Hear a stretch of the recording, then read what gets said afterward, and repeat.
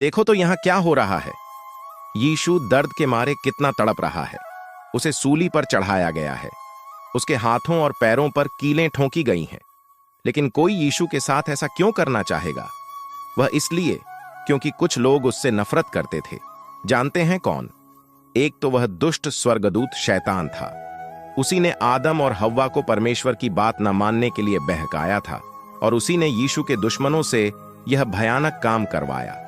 यीशु को सूली पर लटकाए जाने से पहले भी उसके दुश्मनों ने उसके साथ बहुत बुरा सलूक किया।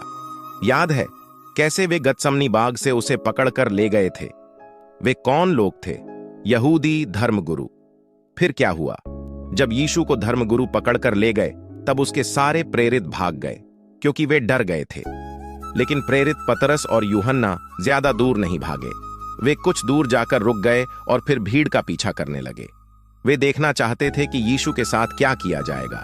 याजक सबसे पहले यीशु को एक बूढ़े आदमी हन्ना के पास ले गए। हन्ना पहले महायाजक रह चुका था, लेकिन वे वहां ज्यादा देर नहीं रुके। वहां से वे यीशु को उस समय के महायाजक कैफा के घर ले गए।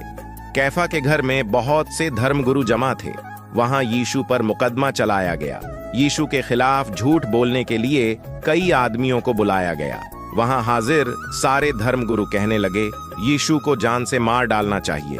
उसके बाद वे यीशु के मुंह पर थूकने लगे और घूंसे मारने लगे। जब कैफा के घर में यह सब हो रहा था तब पतरस बाहर आंगन में था। उस रात बहुत ठंड थी, इसलिए लोगों ने तापने के लिए आग जलाई। वे आग के पास खड़े ताप रहे थे कि तभी एक नौकरानी ने पतरस को देखा और कहा, यह आदमी भी यीशु के साथ था। पतरस ने कहा, नहीं, यह सच नहीं। 3 बार लोगों ने कहा कि पतरस यीशु का साथी है, मगर हर बार पतरस ने कहा कि यह झूठ है। जब पतरस ने तीसरी बार यह कहा तो यीशु ने मुड़कर उसे देखा। तब पतरस को झूठ बोलने का बड़ा पछतावा हुआ। वह बाहर जाकर फूट फूट कर रोने लगा। अगले दिन शुक्रवार को सुबह होते ही याजक यीशु को एक बड़े हॉल में ले गए जहां वे इकट्ठा होते थे। वहां वे एक दूसरे से पूछने लगे कि अब उन्हें यीशु के साथ क्या करना चाहिए। तब वे यीशु को यहूदा इलाके के सबसे बड़े अधिकारी पुन्तियुस पिलातुस के पास ले गए। याजकों ने पिलातुस से कहा, यह बहुत बुरा आदमी है, इसे मार डालना चाहिए।